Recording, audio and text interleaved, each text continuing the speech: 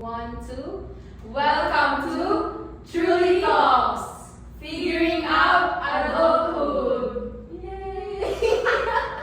So yung gagawin natin, meron tayong ginawang question. And yung questions na yon, it's about past, present, future, and then yung ultimate question. So, magsa-start tayo sa pictures ng baby or toddler or whatsoever. Ako, kinder 2 na ako nito. Wow, ang cute. Tapos, Ang parang ano to, sa pagkakalala ko ito, recognition namin, tapos parang ako yung magpapasa nung kingay. Basta nung nung kindergarten. Tapos ito, project siguro, ganun. For siya salita. Tapos nung kinder ako, tawag nila sa akin Denise sa school kasi may kapangalan ako na Erika. So Denise tawag nila sa akin. Pero sa bahay tawag nila sa akin Eri. Very Tapos, good. nung bata ko, favorite color ko, purple. Kasi yung favorite color ng pinsan ko, pink. Parang yun, ayaw ko yung mga parehas. So parang pinili ko yung sarili ko lang purple na lang. Pero nung tumatanda na ako, pink talaga. So ito, baby pictures ko. Siyempre hindi ko pa alam kung ano nangyayari dito. Tapos, yung name nito, Janela Shara Kasi. Tapos, nickname niya, Pau Pau. Totoo? Oo. Bakit? Pau Pau kasi Bakit? nasa siyang Pau Pau. Ay! Tapos ito, hindi ko alam. Basta bata pa ako nito. Mga hindi pa ako nag-aaral nito. Or nag-aaral na, daycare. Ayun. Ito sa ate, tapos ako. Tapos ito, favorite niya, color, yellow-green. Hindi ko alam kung bakit naman yung kulay green. Tapos ngayon, pink na. Kasi mag-give na. Wow! Kasi Imelia Benavista na musmus pa lang. Hindi pa IT. Inosente pa. Ito noon sa Manila, sa bahay namin sa Manila. Tapos noon kasi mahilig kami punta-punta kami sa mga bahay ng mga tita namin. Tapos maglalaro kami ng mga pinsan ko. Tapos yung mama ko mahilig siya mag-picture-picture sa amin. Kaya madami kami pictures ng bata. Tapos, yung favorite color niya noon is pink. Girly. Pink. Tapos gusto ko kasi noon yung Hello Kitty. Gano'n. Lahat ng gamit ko noon Hello Kitty. Tapos, nung tumanda na ako, hindi ko lang, parang ang girly-girly ng pink masyado sa akin. So, naging blue. Dito sa picture, kasama ko si Mama. Pumunta ata kami dito sa Jollibee. Kasi noon, mahilig kami mag-picture and marami kaming album noon. Ay, marami kaming album sa Balawan. Like, may album para sa akin, sa ate ko, sa mama ko. Wow! So, ang favorite color ko noon ay yellow kasi yun din yung favorite color ng kaibigan ko.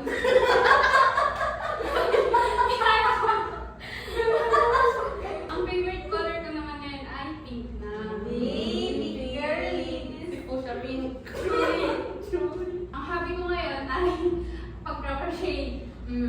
Kasi tinuruan ako ng kaibigan ko noong grade 12 ako. Kasi mahilig siyang mag-crochet noong pandemic daw. So tinuruan na kami noon sa classroom. Pinapagalitan kami ng teacher namin doon kasi yun yung palagi namin ginagawa kahit nag-discuss yung teacher. Oo. Maghapon kami nag-crochet. Wow! Wow! Ito yung hobby ko. Ito yung noon, nung paano ko ba na discover kung bakit ito yung gusto ko talagang ginagawa. Kasi noon, yung pinsan kong tourism din dito sa SLC, nag-travel sila sa Cebu. Yung isa parang field trip nila. Tapos, nung nandun siya, nakita ko na may mga nagbebenta ng yung kulete na may iba't ibang design and colors. Nagpabili ako ng dalawa. Wow! Dalawa sila!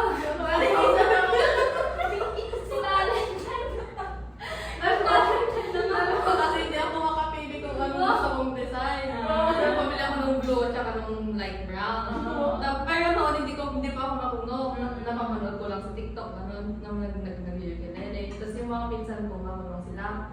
Tapos, nagpatuwa ko sa pinsan ko.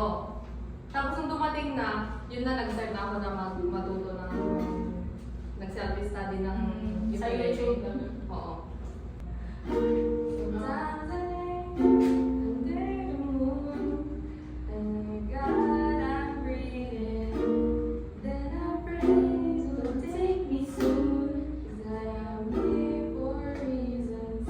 Tapos ito pala, naka-engrave yung name ko. Wow! Amelia! Kasi nung may lolo ako na nasa Hawaii, na gumagawa ng ukulele, nung nalaman niya na nag-start na akong matuto mag-ukulele, ginawa na niya. Wow! Gift niya nung 18th birthday ko. Wow! Sa akin, wala, pink. Ito lang nakuha ko. Yan, wash pink. Kasi may kwento to. Nung grade 5 ako, pinadrawing kami ng picture namin ng kapaligiran, ganon. Siyempre nagpasa na ako. Tapos nung binalik niya, may nakalagay doon. Hindi ko alam ulitin ko daw. Kasi pang grade 1, grade ko. Ulitin ko daw kasi pang grade 1 yung drawing ko. Kaya yun, grade 5 ako. Pero nung parang may nag-start na dun na, nung high school, nag-start na parang gusto ko nang mag-drawing ganun. Parang ganun, naging artistic na, naging creative na ako. Ganon. Hindi ako na-inspire, nagalit ako. Na-motivate. In a negative way. Ayun, kaya ayun. Tapos nung pandemic, yun na, paint, brush paint. Tapos yung mga pinapasa ko brush, yung mga kapag, ano na yun? Kapag drawing. May brush yun. Oo, ganon. Ayun na. So, pinakauna na lang, makeup. Si Mami, mahilig kasi siya mag-makeup, gano'n. Kasi sabi ko, turuan niya ako. Nag-start ako mag-makeup talaga sa school noong grade 7, high school. Pero yung makeup ko pa lang noong LinkedIn at saka Full mascara. Tapos ngayon, lahat na ng makeup ko, pang full face, pang 10 layers. Pang budget. Tapos narinig pa ako sa school minsan dahil sa makeup. Mahilig ako sa arts. Wow! Nung bata ako, mas mahilig ako compare ngayon. Nung bata ako kasi, di ba mag-gets ako nung sa kunyari, mag-drawing ako. Tapos next week, gusto ko sa kulay naman, gano'n. Tapos ito yung first ever ko na portrait. Wow! Tapos ang ganda Grade na. 9. Tapos, next naman, books. Nung tumanda, puro self-help books na. Wow! Hindi na ako masyado sa Love story, Puro ganun. self-help. Tapos, mahilig din ako mag-journal. Kunyari, di ba nagbabasa ko ng book? Gagawan ko siya ng outline. Wow! So, ito, Atomic Habits. Tapos nilalagay ko kung ano mga natutunan ko per chapter summary. To change who you are is to change what you do. Wow! Parang sinasabi sa Atomic Habits na malaking bagay na yung 1% na improvement every day kaysa sa wala at all. Oo. May din ako mag-paint. Pinaka-gamay ko, acrylic. Oo. Hindi na siya makakana. Pero nag-ano din ako nabubuha, watercolor, oil, at acrylic. So lahat ng pang-paint, Alam mo ginawa na. ko. Pero wala ng acrylic. Think si Katlig Bidaw. Isa na okay. Ako na. Ito talaga, necklace. Wow! Kasi ever since elementary, sinanay ako ng mama ko na binibigyan ako ng bracelet, necklace, gano'n. Tapos nung, at saka earrings. Tapos nung once kasi, grade 6 yata ako, wala akong necklace. Kasi napigtas yung binigay ng mama ko. Tapos hindi ko pag-date ako nagsusuot naman. Tapos parang may kulang sa akin ngayon. Parang akong nakahubad. Oo, parang akong nakahubad. But hindi ko ma-figure out kung anong wala sa akin noon. Tapos nagtingin ako ng mga pictures ko. Yung necklace na bigay ng mama ko, hindi ko suot. Tapos hindi na ako makatulog noon. Kasi wala akong may necklace. So, kahit natutulog ka, may necklace ka. Hindi ko Naisip ko. Kasi napipig. Ganun ako. Wala ito. Paper and pen. Wow. Paper and pen kasi gusto ko magsulat. Lahat ng kunwari may discussions, lahat yan susulat ko. Or kung kahit ano, basta isusulat ko. Parang ang ganda ng magsulat. Tapos, kasi gusto ko rin mag-drawing. Tsaka, ito. Wow! Ito. Kasi,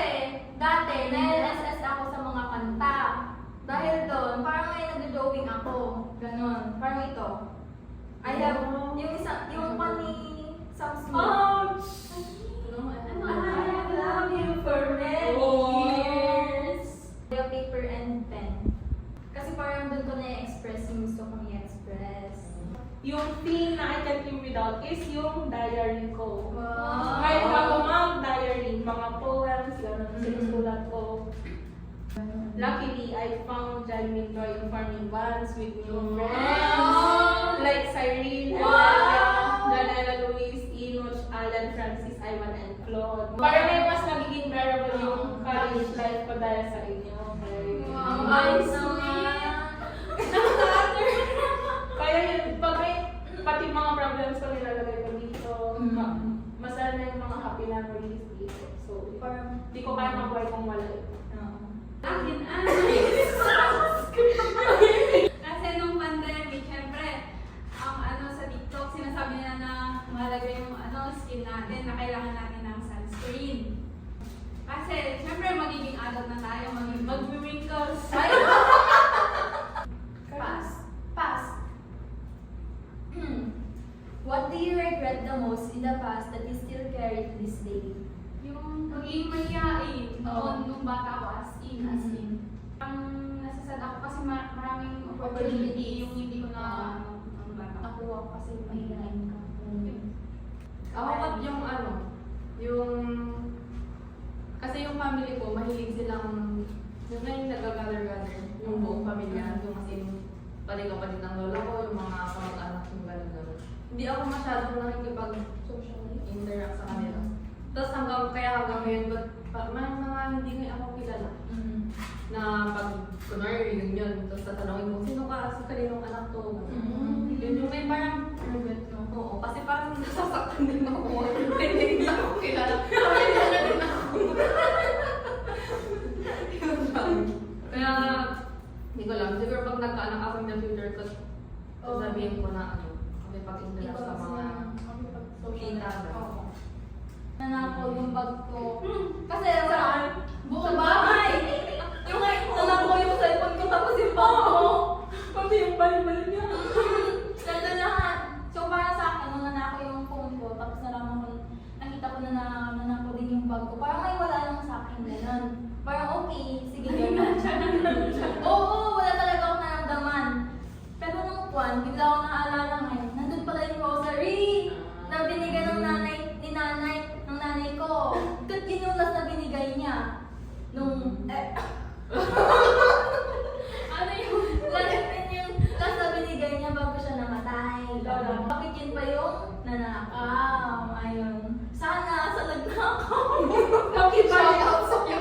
Shout out sa'yo. nakikinig ka man? Shout out sa'yo. Basahin mo yung Bible from Genesis to Revolution. Grade 11, senior high. Parang nung time na yun kasi na diba nag-break kami ni Phyllis yung ex ko. Tapos as in parang wala nang pointless na yung buhay ko, parang ganyan. Kasi parang nung pandemic, parang siya lang din nakakausap ko gano'n. Tapos yun yung biggest regret ko. Naman di ko na pinaikot sa kanya yung life ko. Kasi nung nag-break kami ko, wala na akong pake sa apas. Tapos din ako pumapasok, nag-online class, hanggang sa nag-fees, wala akong ginagawa at all. Tapos nung grade 12, nung ngayon mag-entrance exam, sa BHC kasi very uso yung lahat ng big schools ang Manila. So yung friends ko, pinipilit na ako, pero saan pa kayo? Pero ngayon kasi alam ko na, pero ngayon pinamunahan ko na hindi ako magpapas. Kasi nga yung mga line of 7 ko no, grade 11. Kasi yung kailangan na grades, grade 8 to 11. So sa isip ko, hindi lang din ako makapasok na. Pero yung pinaka-hindi ko nila to, yung UP. Tapos nakapasa ako ng computer science. Pero di ko. Tapos hindi pa ako healed, totally healed no, grade 12. Kasi ako, baka kung ano lang din mangyari sa akin sa UP. Kaya mag-laon yan muna ako. Tapos, nung ngayong laon yan sa college, sa SLC, di ba ang ano ko ngayon, super grade conscious ko ngayon. Kaya na ako umiyak kasi, kunyari pag ano na ako, kunyari, nag-effort ako ng best ko, tapos hindi pa rin enough, basta lang pag may pieces, pag mababa.